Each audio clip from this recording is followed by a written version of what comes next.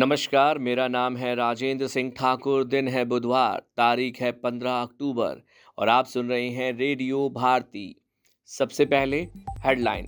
सांस्कृतिक विरासत और लोकतांत्रिक मूल्य भारत मंगोलिया संबंधों के आधार स्तंभ हैं। प्रधानमंत्री नरेंद्र मोदी बिहार विधानसभा चुनाव के लिए पार्टी का प्रचार अभियान शुरू करेंगे और भाजपा के बूथ स्तर कार्यकर्ताओं से बातचीत करेंगे। पाकिस्तान के तस्कर पंजाब सीमा से भारत में मादक पदार्थों की तस्करी बढ़ाने के नए तरीके अपना रहे हैं। अर्जेंटीना में मुद्रा संकट कम करने में मदद के लिए अमेरिका ने 20 अरब डॉलर की योजना बनाई। देश की थोक मूल्य आधारित मुद्रास्फीति सितंबर में घटकर 0.13% पर। धमाकेदार लिस्टिंग के बाद एलजी शेयरों का अब क्या करें? अगर ऐसा हुआ तो आईपीओ प्राइस से 83% होगी कमाई, 2000 के पार जाएगा भाव। बैडमिंटन विश्व जूनियर चैंपियनशिप में भारतीय खिलाड़ियों ने आसान जीत के साथ अपने अभियान की शुरुआत की।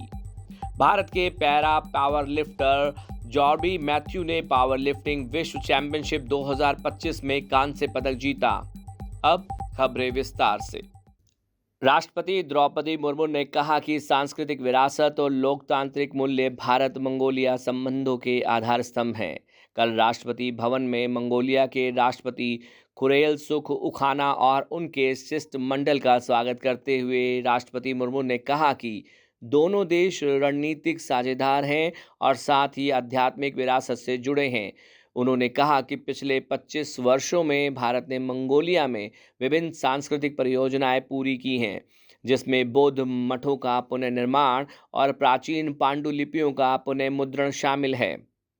प्रधानमंत्री और भारतीय जनता पार्टी के वरिष्ठ नेता नरेंद्र मोदी आज बूथ स्तर के पार्टी कार्यकर्ताओं से बातचीत के साथ बिहार विधानसभा चुनाव के लिए प्रचार शुरू करेंगे। वे मेरा बूथ सबसे मजबूत अभियान के तहत पार्टी कार्यकर्ताओं से संवाद करेंगे। श्री मोदी ने चुनाव अभियान में पार्टी कार्यकर्ताओं की भूमिका की सराहना की। उन्होंने कहा कि कार्यकर्ता पूरी ऊर्जा के साथ बिहार में एनडीए की जीत सुनिश्चित करने के लिए काम कर रहे हैं। प्रधानमंत्री ने कहा कि ऐसे निष्ठावान और समर्पित कार्यकर्ताओं के साथ बातचीत से नई ऊर्जा मिलती है। वे कुछ कार्यकर्ताओं के साथ सीधी बातचीत भी करेंगे। पाकिस्तान के तस्कर पंजाब सीमा से भारत में मादक पदार्थों की तस्करी बढ़ाने के नए तरीके अपना रहे हैं। सूत्रों के अनुसार पाकिस्तान के तस्कर कानूनी छानबीन से बचने के लिए नए चेहरों को प्राथमिकता दे रहे हैं। वे भारत में अपने मददगारों से नाबालिगों को संदेशवाहक या सामान पहुंचाने वाले के रूप में रखने के लिए भी कह रहे हैं, ताकि गिरफ्तार होने की स्थिति में उन्हें जेल ना भेजा जा सके। अर्जेंटीना में मुद्रा संकट कम करने में मदद के लिए अमेरिका ने 20 अरब डॉलर की योजना बनाई है। राष्ट्रपति डोनाल्ड ट्रंप ने व्हाइट हाउस में अर्जेंटीना के राष्ट्रपति जेवियर माइली से मुलाकात की। यह मुलाकात अमेरिका द्वारा अर्जेंटीना की अर्थव्यवस्था के लिए वित्तीय सहायता की घोषणा के तुरंत बाद हुई है। देश की थोक मूल्य सूचकांक आधारित मुद्रास्फीति सितंबर महीने में वार्षिक आधार पर घटकर 0.13% रह गई है। अगस्त में यह 0.52% थी। वाणिज्य और उद्योग मंत्रालय के आंकड़ों के अनुसार पिछले महीने मुद्रास्फीति का सकारात्मक रुख मुख्य रूप से खाद्य उत्पादों, अन्य विनिर्माण, गैर खाद्य वस्तुएं, अन्य परिवहन उपकरणों और वस्त्रों की कीमतों में वृद्धि के कारण रहा है। मंगलवार को एलजी इलेक्ट्रॉनिक्स की शेयर बाजार में जोरदार लिस्टिंग हुई।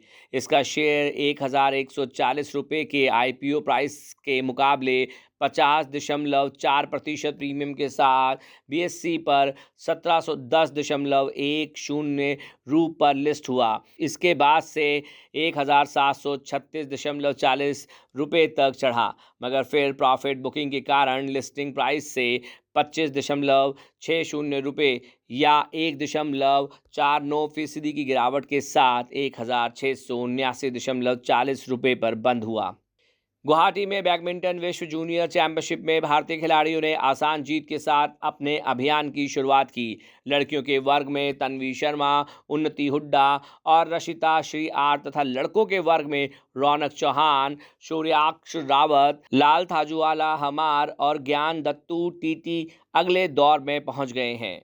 भारत के पैरा पावर लिफ्टर जॉर्बी मैथ्यू ने मिस्र के काहिरा में आयोजित पैरा पावर लिफ्टिंग विश्व चैंपियनशिप 2025 में कांस्य पदक जीता। अब हम लेते हैं आपसे विदा इस वादे के साथ कि आप बने रहेंगे रेडियो भारती के साथ। धन्यवाद।